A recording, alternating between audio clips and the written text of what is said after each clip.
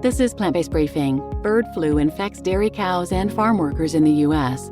by Claire Hamlett at plantbasednews.com, posted at all-creatures.org. And I'm Marian Erickson, host of this curated content plant-based podcast, where I narrate a variety of articles on plant-based and vegan living with permission in about 10 minutes or less every weekday.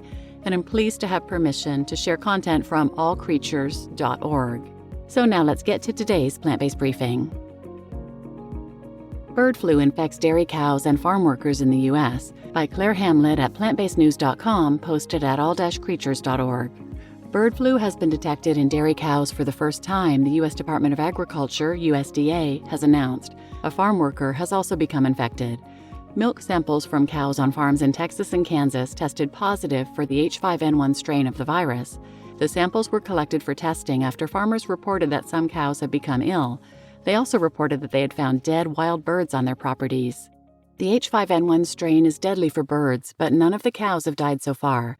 They are the latest in a number of mammal species to have become infected as avian flu rages around the world.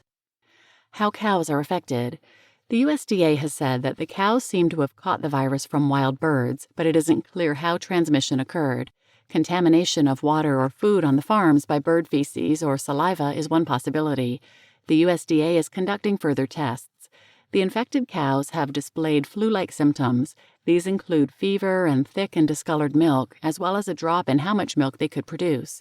Any contaminated milk will be destroyed, while pasteurization would kill any virus that managed to enter the food chain. Unlike affected poultry, I foresee there will be no need to depopulate dairy herds, Texas Agriculture Commissioner Sid Miller said in a statement. Cattle are expected to fully recover. The dairy worker who caught the virus has displayed mild symptoms, mainly conjunctivitis. They're being treated with antiviral medication, according to the Texas Department of State Health Services. They are only the second person in the U.S. to ever catch bird flu. Transmission between species. Bird flu has affected millions of birds and jumped to 48 mammal species. Infected mammals, which include sea lions, foxes, otters, and bears, are most likely to have caught it from eating dead and infected birds. The virus has reached even far-flung locations. In late 2023, penguins in the Antarctic tested positive for H5N1. Though they were not showing any symptoms and are still healthy, experts have warned they could spread the disease to other species on the continent. The risk of humans catching bird flu is low since there's no evidence of human-to-human transmission, the main route for infection being close contact with infected birds. Globally, several people, including workers on chicken farms, have contracted various strains of bird flu. Some have died as a result. Infectious disease experts warn that every transmission to mammals gives the virus a chance to mutate into a strain that could more easily jump to humans. Wild birds not to blame. While wild birds have helped to transmit the virus around the globe as they migrate vast distances, they are not to blame for its lethalness. The H5N1 strain is highly pathogenic, meaning deadly, compared to low pathogenic strains that naturally and mostly harmlessly circulate in wild bird populations. H5N1 was first detected on a goose farm in China in 1996 and reappeared on poultry farms in Hong Kong in 1997. Experts believe that the growth of intensive poultry farming have helped H5N1 and other bird flu strains spill over to wild birds. Since bird flu began surging globally in 2021, hundreds of millions of farmed birds have been culled in a bid to contain the virus. The culling process itself can be extremely cruel. In the U.S., an increasingly common method is ventilation shutdown.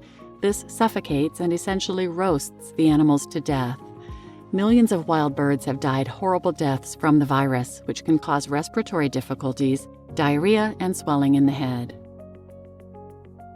You just listened to Bird Flu Infects Dairy Cows and a Farm Worker in the U.S. by Claire Hamlett at plantbasednews.com, posted at all-creatures.org, and I'm your host, Marian Erickson. I've done a number of other episodes on avian flu and pandemics in general and how animal agriculture fuels pandemics.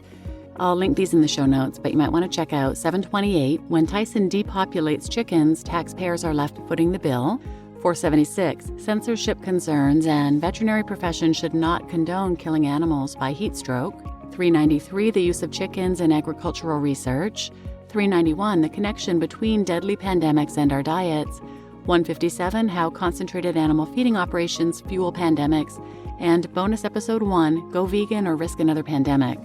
And the avian flu is responsible for the deaths of millions and millions of chickens, often excruciating deaths by heat stroke. And Crystal Heath is a veterinarian who's been an advocate against this cruel way of killing all these birds. And as a result, her nonprofit organization for veterinarians, Our Honor, has been the target of a smear campaign. And you can check out episode 684, CEW's smear campaign against animal protection groups. I'll link that in the show notes as well. But she's going to be speaking at the upcoming Humane Hoax Chicken webinar on May 4th. May 4th is International Respect for Chickens Day, and the month of May is International Respect for Chickens Month. It's an online webinar free to register. You can register at humanehoax.org, and the replays will be available if you can't attend live or have to leave. And Dr. Crystal Heath will be speaking about avian influenza's threat to chickens and public health and how we can take action. So that'll be a really interesting talk. There's a lot been going on about this subject recently in the news. So please check that out and register at humanehoax.org and share this episode with anyone who might benefit. And thanks for listening.